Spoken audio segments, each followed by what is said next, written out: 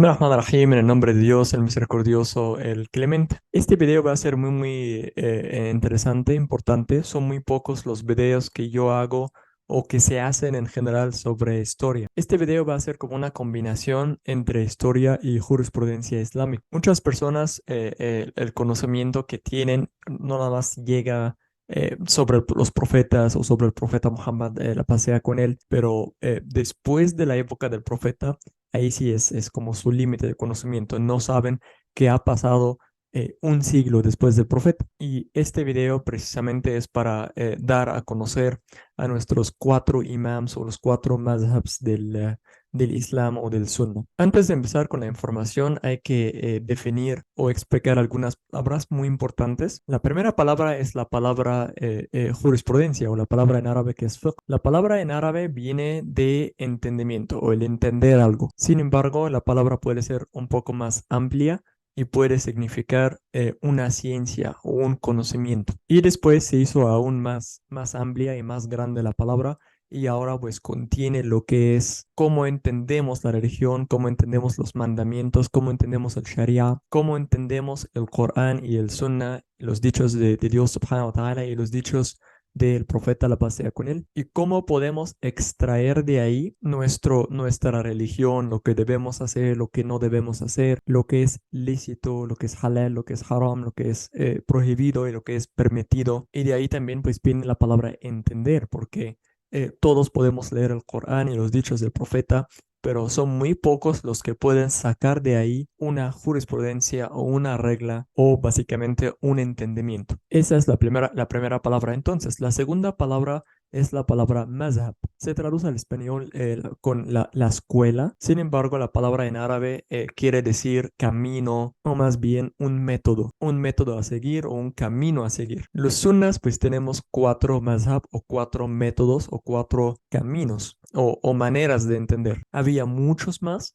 pero estos cuatro son los que sobrevivieron por varias razones. Vamos a explicarlos también esas razones porque son muy importantes. Entonces, son cuatro mazhabs que sobrevivieron, se hicieron mucho más fuertes. Hasta algunos eruditos se consideran que el salir de estos cuatro mazhabs en dar opinión sería una opinión totalmente extraña, exótica, irregular, anormal. Por eso los eruditos musulmanes siempre dependieron de esos cuatro métodos o cuatro mazhabs en toda la tradición islámica hasta el día de hoy. Todos los libros que se escribieron durante siglos y siglos dependieron de esos mazhabs y esos métodos. Para ir a un corte de juicio se depende de esos mazhabs. Para que alguien pueda dar una fatwa, una decisión, que qué es lo que se tiene que hacer, un juicio, dependen de esos mazhabs o de esos tariq. Empezamos primero a decir cuál es lo especial en estos cuatro métodos o cuatro tariq. Bueno, no quiero repetir mucho la palabra tariqa para que no suene mucho al sufismo. A partir de ahora voy a usar la palabra escuelas, las cuatro escuelas o los cuatro imams. Lo primero es que los fundadores, obviamente no fundaron nada, los líderes de esas cuatro escuelas eran cuatro personas extraordinarias. Tenían habilidades extraordinarias de conocimiento, habilidad de memoria. Eran gente muy recta, eran gente muy seria. Y además la gente que transmitieron o copiaron de ellos o transmitieron sus palabras o conservaron sus palabras, lo hicieron de una alta calidad.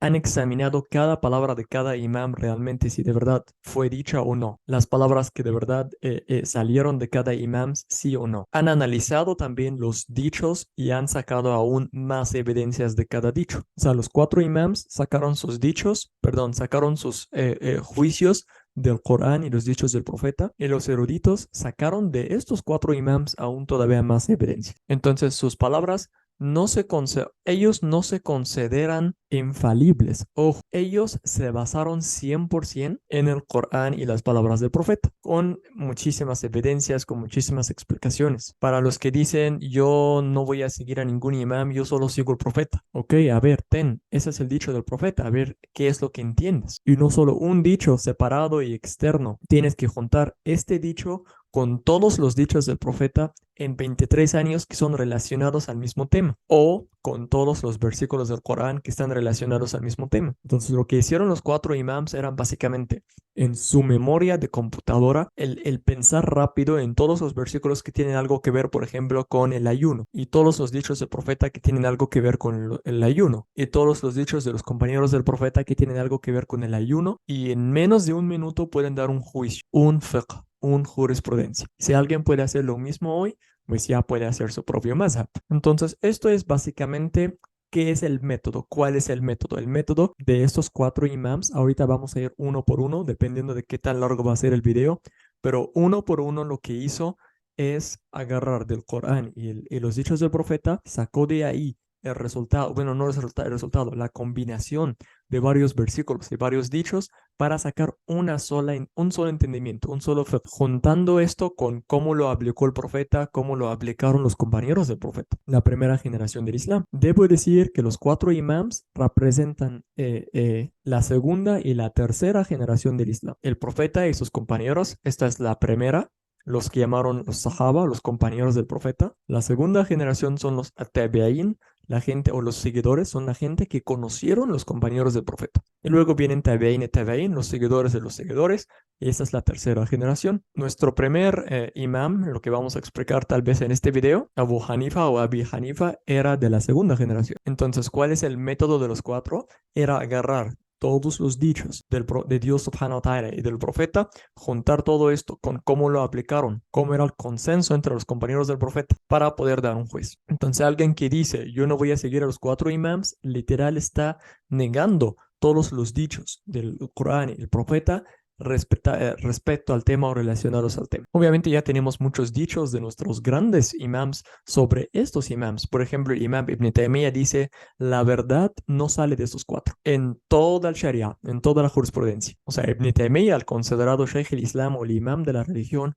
dice, cualquier verdad, cualquier entendimiento no debe salir de estos cuatro. Entonces, en este video, o no sé cuántos videos van a ser, a lo mejor 2 o 3 videos, o 4 videos, la verdad, cada imam merece un video entero para explicar un poco más sobre cómo fundó, cómo era su historia primero, cómo era de niño, cómo era de joven, quién era su imam, o sea, quién le enseñó, qué ha aprendido, de qué familia viene, a dónde ha viajado, qué libros ha hecho, qué libros fueron influenciados por sus libros de él, cómo fue difundido su mazhab y dónde, porque la palabra dónde también es muy importante, como Abu Hanifa estaba en Irak y Malik estaba en Medina. Y después vamos a ver que el Shafi'i fue a Egipto. Y también cada uno de ellos tuvo una batalla, una guerra contra unos pensamientos irregulares en el Islam. Hasta puedo usar la palabra hereje si vamos a hablar de los Mu'tazila, por ejemplo. Entonces, en esta parte pequeña lo que hicimos es explicar qué significa la palabra madhab, la palabra jurisprudencia, qué significa, por qué nos importa mucho a los sunitas